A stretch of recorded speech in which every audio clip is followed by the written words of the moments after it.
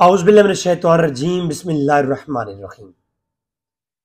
खिलाफत व इमामत व मलूकियत की सीरीज़ के ऊपर हमारी 21 घंटे की गुफ्तगू 21 किस्तों पर मुश्तमिल गुफ्तगू कंप्लीट हो चुकी है।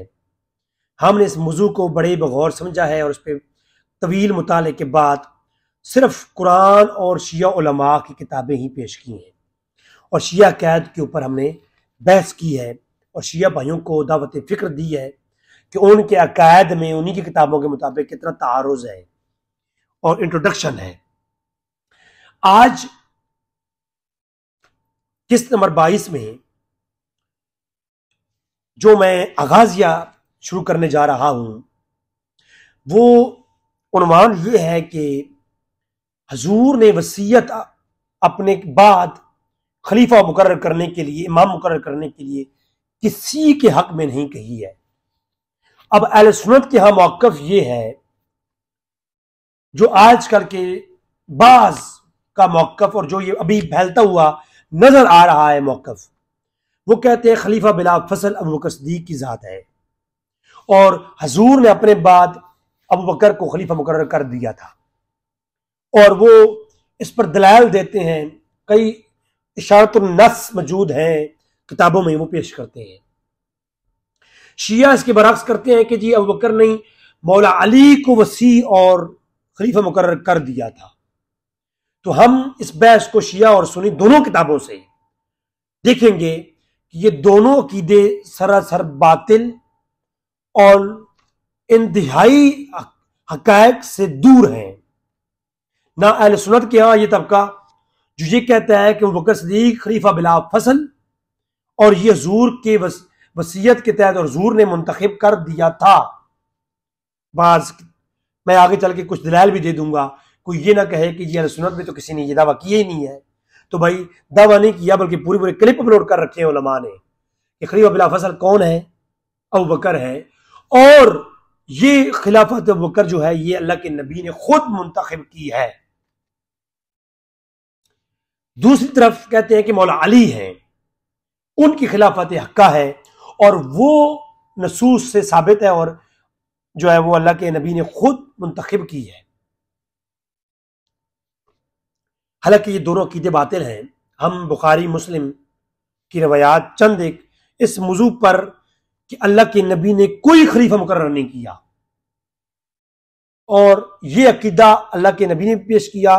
मौला अली का भी ये अकीदा था कि अल्लाह के नबी ने कोई वसीयत नहीं की है और अबू बकर सिद्दीक, उमर फारूक और सहाबा इकराम का इस पे इजमा है कि अल्लाह के नबी ने कोई खलीफा मुकर्रर नहीं किया इस दुनिया से जब पर्दा फरमाया तो कोई वसीयत नहीं की है। इस पे आगे चल के इसमें पूरी किताब लिखूं 2 जिल्दों पर मुश्तमिल मुस्तनद हदीस की रोशनी में, शिया सुन्नी मसादिर से मोतबर रवायात की रोशनी में इसमें कोई शक नहीं रह जाता कि 2 किताबें 2 जिल्दों पर मुश्तमिल मैं किताब इस पे लिख सकता हूं। इतना दलाइल है कि अल्लाह के नबी ने कोई वसीयत नहीं की है।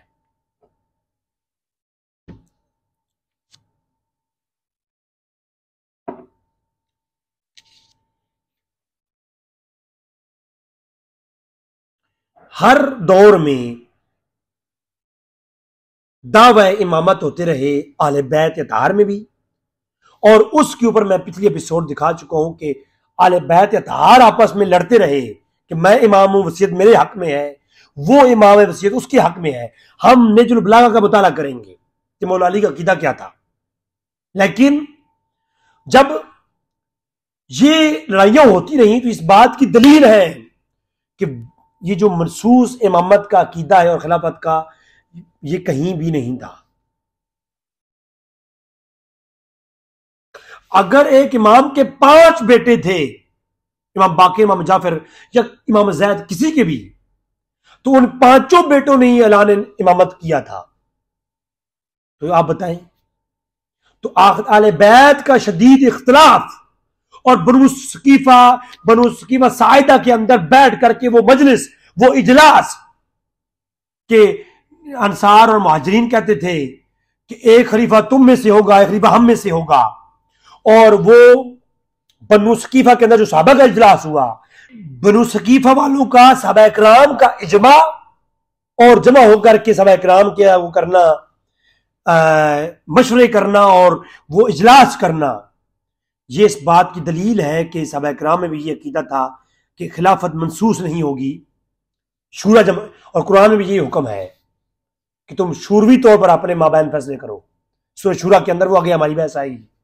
लेकिन सहाबा इकराम को भी ये अकीदा था, और आले बैत में जो ये 300 साल तक अम्मा के बेटे लड़ते आए, उनका भी यही अकीदा था कि वसीयत अल्लाह के नबी ने नहीं की, बकायदा वो आपस में एक कहता वसीयत मेरी तरफ है, कोई कहता मैं इमाम हूं, कोई कहता मैं इमाम हूं। और इमाम हनफिया का अकीदा मैंने पार पेश कर दिया, पिछली एपिसोड आप देख सकते हैं।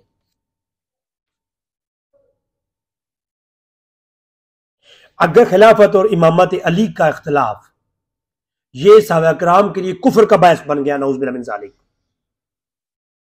तो आले बैत में बड़े बड़े अहमा जो पिछले एपिसोड में दिखा चुका हूं, वो एक दूसरे को इमाम मानते ही नहीं थे। इमाम जैद इमाम जाफर को नहीं माना, इमाम जाफर इमाम बाकिर को नहीं माना, आपस में लड़ाई झगड़े जो चलते रहे, मैं दिखा चुका हूं पिछले एपिसोड के अंदर। तो मुझे बताएं उनका इनकार कुफर क्यों नहीं बना, ये सवाल था। तो लिहाजा अगर ये वसीयत इमामत का मसला वसीयत और नस के साथ होता तो यकीनी सी बात है, अगर उस नस का इनकार और अली की खिलाफत को सहाबा किराम उसका इनकार करके काफिर हो गए, सिर्फ 3 बचे, तो ये अम्मा जो 300 साल तक एक दूसरे की इमामत का इनकार करते आए, उनके बारे में हुक्म क्या है? सवाल तो ये पैदा होता है ना। फिर कहा गया कि सवाल उठता है कि ये जो इमाम थे, इमाम बाकिर इमाम जाफर और उनके आगे बेटे थे, और इमाम नफ्सुल ज़किया ने इमाम जाफर को जेल में डाल दिया था, और इमाम ज़ैनुल आबिदीन के पोते ने इमाम जाफर को जेल में डाल करके वहीं पर, पिछली एपिसोड असूल काफी से मैं हवालेजात पेश कर चुका हूं। मुझे बताएं कि इमाम ज़ैनुल आबिदीन का पोता और नफ्सुल ज़किया जिसके बारे में आले बैत का मेहदी कहा जाता है, पिछली एपिसोड मेरी गुजर चुकी है, वो अगर वो क्या करे, अगर वो इमाम जाफर को कैद खाने में डलवाए और इमाम जाफर के सामने उनके जो है भतीजों के कत्ल करवा दे, तो यार मुझे एक बात बताएं, सवाल उठा शिया जरा से बताएं कि ये काफिर हुई है कि नहीं हुई है। उन्होंने कहा हाँ काफिर थे, मगर हम अलैहिस्सलाम कहते हैं। क्यों? क्योंकि वो फला इमाम ने तो अलैहिस्सलाम कहा है, कुलैनी ने तो अलैहिस्सलाम कहा है, कश्फुल गुम्मा के अंदर तो जैद के पोते के चैप्टर है, और नफ्सुल ज़किया को वलायत इमाम और नफ्सुल ज़किया को इमाम जाफर को जिसने कैद खाने में जमा किया था, कैद खाने में डाला था, सजा सुनाई थी, उस नफ्सुल ज़किया को तो इमाम बाकिर ने कहा कि ये मेहदी आले बैत हैं। तो ये क्या था? शिया से सवाल होता है कि बताओ, तुम तो कहते हो इमामत का इनकार करने वाला काफिर है, तो जिसने इमाम मासूम को कैदखाने में डाला वो तो काफिर होना चाहिए। तुम्हारी किताबों में और अहमद ने कहा है ये अलैहिस्सलाम है और मेहदी आले बैत है, तो ये सब क्या है? शिया कहते हैं ये तकिया है।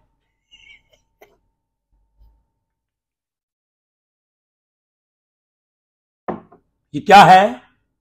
ये तकिया है। अब इन बातों से बचने के लिए तकिया का अकीदा घड़ लिया गया कि अब डिफेंड कैसे करें, कोई दलील नहीं, तकिया किया था। इमाम ने जब कहा था वो अलैहिस्सलाम है, मेहदी आले बैत है, तो ये इमाम ने तकिया किया था। और तकिया याद रखो, शिया सुन्नी किताबों में रवायात है, मैं आगे पूरा एक क्लिप लाऊंगा तकिया के अकीदे के ऊपर, तकिया क्या है, ठीक है? तो वो उसमें मैं पूरा क्लिप लाऊंगा, उसमें बताऊंगा कि तकिया करना अगर जायज है शरूत के साथ बाज मकामात पर, मगर ये सबसे कमजोर ईमान है। अगर इमाम मासूम का ईमान कमजोर है तो तेरा क्या होगा कालिया?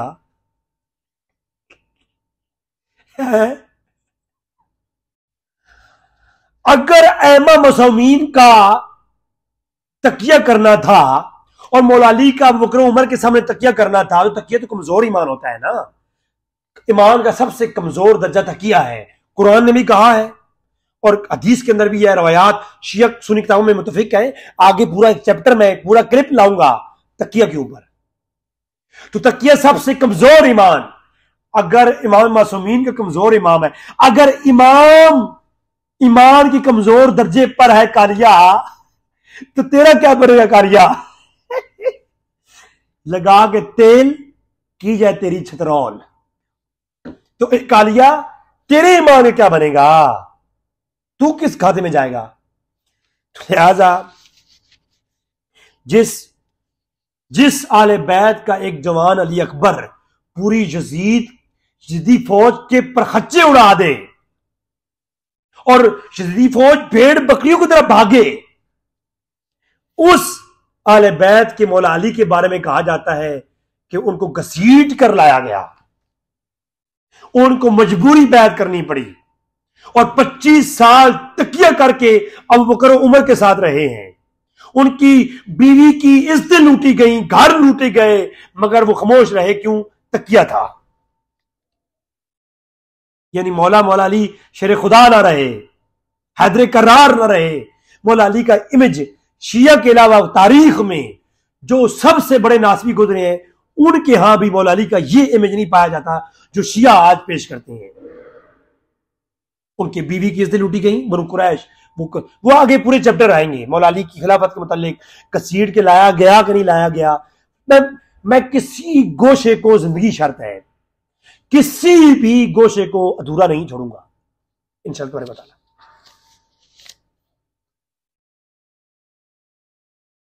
है, अगर बनु सकीफा, बनु साइदा के अंदर इजलास हुआ और बकर सदीक को खिलाफत मिली, तो जो मनसूस मिनल्लाह इमाम होता है वो तो बेऐन ही वो अक्स से नबी होता है, वो तो नस है।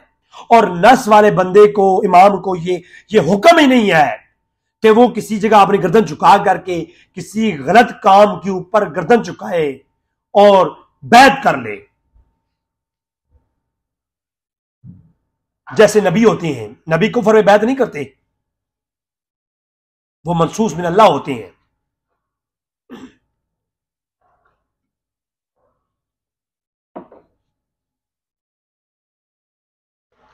ज्यादा नीट का मजा नहीं आ रहा।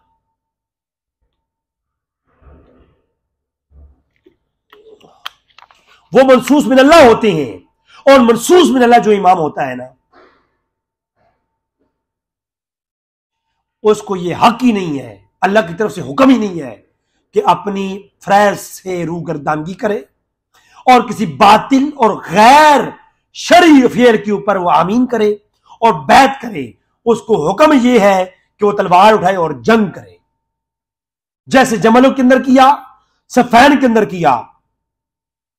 यहां भी वही हक हुक्म है, क्योंकि वो मनसूस मिन अल्लाह इमाम है, और बातिल के खिलाफ इमाम का खड़ा होना उसकी हक होने की दलील है। अगर कोई नबी को हुक्म हो और वो अल्लाह के हुक्म पे ऐन ना अमल करे, वो नबी क्यों कर हुआ? वो तो आम बंदे से भी गया गुजरा होगा। फिर किसी अल्लाह की तरफ से हुक्म का उम्मती इनकार करे, गुनहगार होता है, नबी इनकार नहीं कर सकता। और इसी तरह इमाम मनसूस, तो वो तो अल्लाह की तरफ से, वो उनका काम था बनु सकीफा वालों के खिलाफ जंग करते, जिहाद करते, कि एक गैर शरीफ फेल हो रहा है, वो खुद मनसूस इमाम। और मेरा चैलेंज है, शिया सुन्नी किताबें उठा के देख लो, कहीं मौला अली का यह दावा नहीं था कि मैं अल्लाह की तरफ से मनसूस मिनल्लाह इमाम हूं और मसूम हूं और खिलाफत मेरी थी, वो बकर सिद्दीक ने छीन ली है।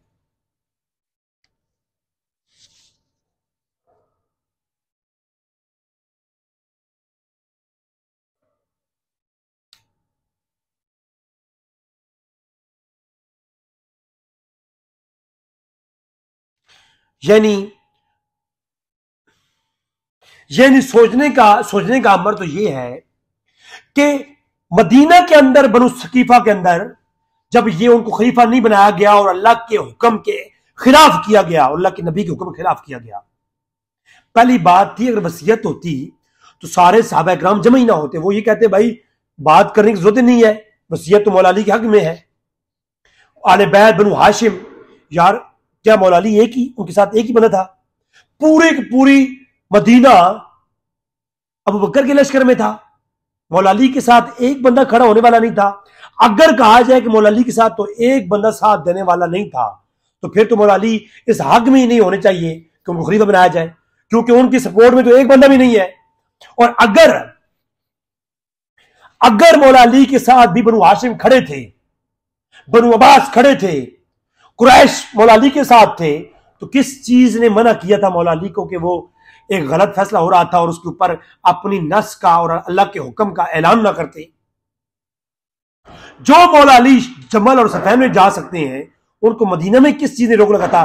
क्या ये मौला अली का ईमान ये है कि यहां पे तो खिलाफत की बात आई तो जंग करी की, यहां पर खामोश है? नहीं नहीं, मंतक समझ नहीं आती। कौन सी मंतक है ये? तो हमारी अगली एपिसोड आने वाली है, खलीफा अल्लाह के नबी ने किसी को मुंतखब नहीं किया।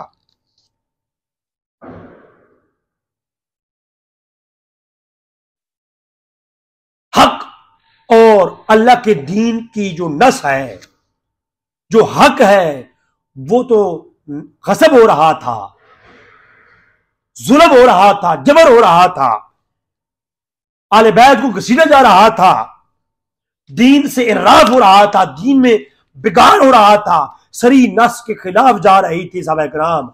मौला अली खामोश होकर के, मौला अली की ईमान का स्टैंडर्ड क्या है मुझे बताएं जरा। मेरे सामने अगर कोई मस्जिद की बेरुमती करे, मैं बर्दाश्त नहीं कर सकता। मेरे सामने अगर हमारी मस्जिद के इमाम की बेरुमती करे, रब्बे काबा की कसम है, मैं बर्दाश्त नहीं कर सकता।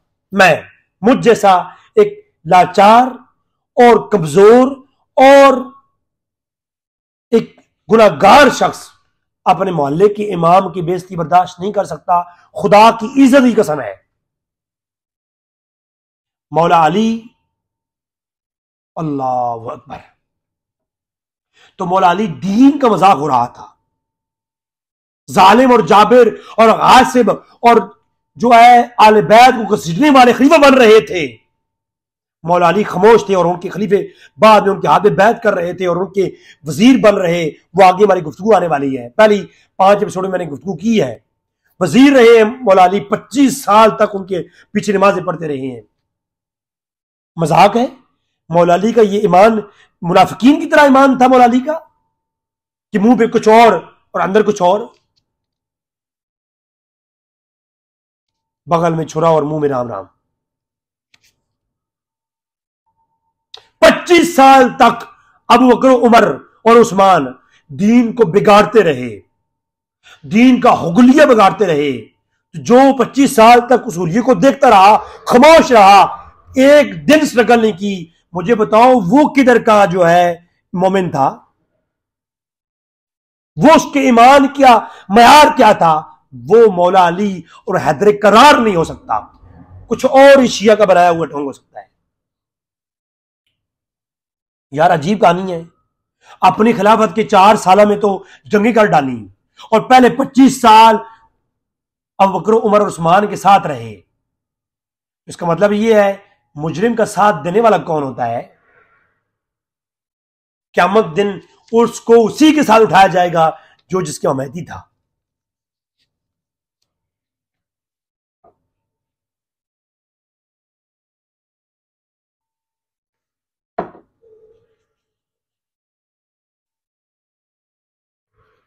है जी, क़यामत दिन उसको उसी के साथ उठाया जाएगा जो उसका उम्मीदी था। तो मौला अली का स्टैंडर्ड बताए मुझे जरा, अपने पैमाने पर मौला अली को डिफाइन नहीं। आप जिस अली का जिक्र कर रहे हैं वो अली इब्ने अबी तालिब नहीं हो सकता, वो फातिह खैबर नहीं हो सकता, वो अली तो हक पे डट जाने वाला है, वो हुसैन का वालिद नहीं हो सकता जिस अली का निश्का तुम बताते हो। ओ नहीं, वो जो है ना मौला अली जो है अकेले थे, तो जिहाद के लिए असला होना जरूरी है, लोग होना जरूरी है, ये वो फला फला फला। तो मौला अली के पास सरमाया जिहाद नहीं था, इसलिए अबू बकर उमर के खिलाफ नहीं गए।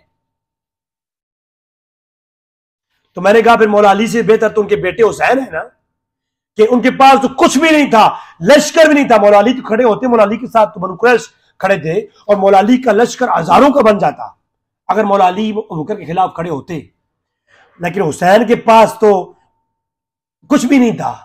उसके बावजूद हुसैन ने बैत ना करके बताया कि मैंने बैत नहीं की है क्योंकि सामने वाला हक पर नहीं है।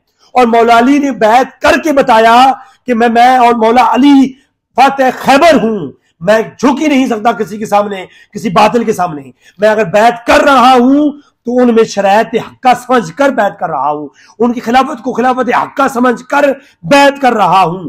अगर मैं समझता रत्ती बराबर भी खिलाफत अबू बकर उमर सही नहीं है, जैसे हुसैन ने करबला में बैत नहीं की, गर्दन कटवा दी, मौला अली भी गर्दन कटवा देते। खुदा की कसम, ईमान इस दर्जे का होना चाहिए। लेकिन मौला अली का ईमान किस दर्जे का बताया जाता है? सबसे लो लेवल, तकिए वाला, कि अंदर से दिल नहीं था, अबू बकर उमर को मानते नहीं थे, ऊपर ऊपर से वजीर बने रहे, उनके पीछे नमाजें पढ़ते रहे। मौला अली की शख्सियत जो आपने बनाई है, मेरे मोहल्ले का ऐसा जो मेरा एक सबसे लटर किस्म का दोस्त है ना, वो भी इस तरह का नहीं है। जो बिल्कुल अनपढ़ जहल किस्म का, बुज़दिल और कमजोर किस्म का मेरा दोस्त, वो इस दर्जे का नहीं है, कम से कम जिस दर्जे का आप मौला अली की जात को बता रहे हैं।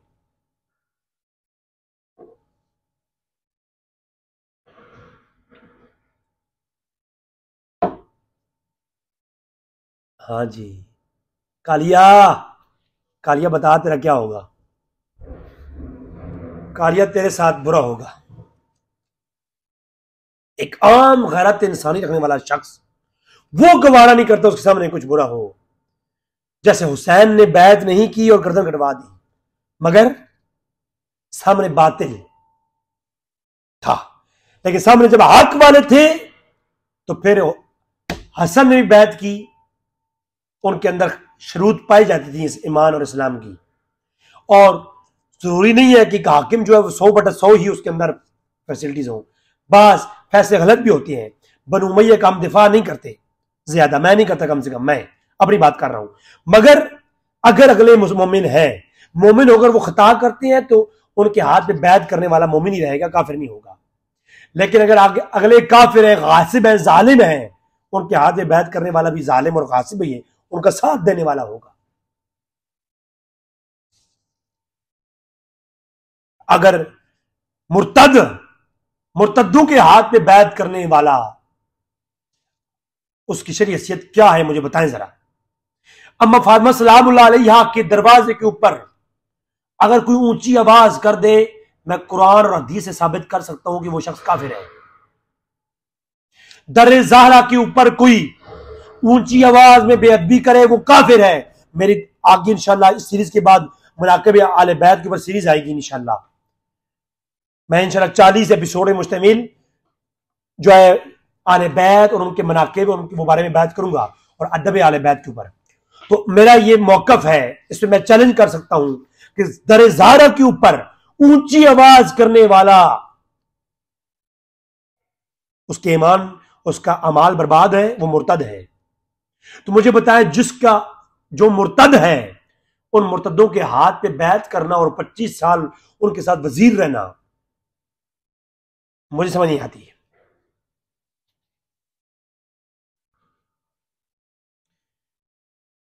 हमारे कॉलेज के ऑपोजिट साइड पर ईसाई क्रिश्चियन कम्युनिटी रहती है, जहां मैंने कॉलेज में पढ़ा है। तो उस क्रिश्चियन कम्युनिटी में मैंने एक वाकया देखा, मैं बड़ा मुतासिर हुआ उस वाकये को देख। एक क्रिश्चियन था, जॉनसन नाम का मेरा दोस्त था। उससे मैंने देखा कि उसका सक्का जो भाई है, सक्का भाई, वो उसके साथ कुछ ज्यादा प्यार मोहब्बत नहीं करता, बल्कि वो कोई बात होती कहता कि मेरा बड़ा भाई आ रहा है यार, इसको ये चीज जो है ना तुम बेच दो, या मतलब एक अंदर से वो जहर करता कि उसके बड़े भाई के साथ कुछ तल्लुकात, अंदर से वो कोई ज्यादा मोहब्बत नहीं करता। खैर अदम मोहब्बत का उसने तकाजा शो किया। ईसाई भाई था एक। तो उस क्रिश्चियन को मैंने कहा कि यार तुम्हारा क्या मसला है, माजरा क्या है? दोस्त था मेरा, उसने मुझे बताया। वो कहता है कि मेरी जोजा उनकी घर गई एक चीज मांगने के लिए, हमारे हालात खराब थे, तो उन्होंने चीज दी और चीज देने के बाद उसने कुछ बातें की मेरी जोजा की तौहीन की, कुछ सख्त अल्फाज कहे और कुछ बातें सुनाई, कुछ किसी पिटी पुरानी बातें सुनाई। तो जब वो बातें उसे सुनी, वो रोती हुई घर आई, उसने आके मुझे बताया। उसके बाद मुझे अपने भाई से नफरत सी हो गई कि हमने भाई के लिए क्या किया है। और जो मेरी जोजा थी, उसकी छोटी बहन थी, अगर उसने कुछ बातें पुरानी की थी तो आज जब हमारा मुश्किल वक्त है, हम उनके घर मांगने के लिए गए हैं, तो उसे ये बातें सुनानी नहीं चाहिए थी जो उसने सुनाई है। भाई हम वाकई में उनसे एहसान उनका ले रहे हैं, हमारा मुश्किल वक्त है, तो अब मुश्किल वक्त में एहसान वो दे करके पुरानी हमारी गलतियों को सुना करके हमारी बेइज्जती कर रहे हैं। तो वो जोजा उसकी रोती हुई आई, घर आई, तो इस जो भाई है वो कहता है कि मैंने जो चीज जोजा से मंगवाई थी वो मैंने ली और उनको वापस कर दी। कहा भूखे रह लेंगे हम, तो आप ये चीजें अपनी इमानत वापस ले लें, हमें नहीं चाहिए। उस दिन से भाई के साथ बोलता तो हूं, मेरी दिली मोहब्बत खत्म हो गई है, मुझे नफरत है उसके साथ, मैंने बंटवारा कर लिया है, मैं अलग हो गया हूं उसके साथ, मेरा उठना बैठना खाना पीना सब खत्म है। वो हमारे घर नहीं आता, हम उसके घर नहीं आते, बस राह गुजर में मिलते हैं, सलाम कर देते हैं, दुआ सलाम हो जाती है। तो मैंने कहा वो चूड़ा, वो ईसाई की गैरत इतनी है कि उस चूड़े ईसाई ने अपने बीवी की तौहीन पर चीज भी वापस की, और सारी जिंदगी मैं 11 साल उसके आसपास रहा हूं, उसने उसके साथ अपने भाई को माफ नहीं किया, कलाम नहीं किया। मैंने कहा उस चूड़े से बेहतर कौन हो सकता है जो अपनी बीवी की हुर्मत की इतनी पासदारी करता है। और तुम उस मौला अली हैदर करार और शेर खुदा को इस स्टैंडर्ड पे आगे पेश कर रहे हो कि मौला अली जो है उनका स्टैंडर्ड उस चूड़े से भी नीचे है, कि मुनाफिक बन के रहे मौला अली और वसदी को यस नो करते रहे, खिलाफतें थी, वजारतें थी, ये वो फला। हालांकि अगली एपिसोड में मैं सब कुछ चटा खोला खोल दूंगा मौला अली का अकीदा क्या था खिलाफत के बारे में, और वसदी की खिलाफत के बारे में उनका अकीदा क्या था, वो भी इंशाअल्लाह तुम्हारे को ताला मैं सब कुछ आपके सामने रख दूंगा इंशाअल्लाह।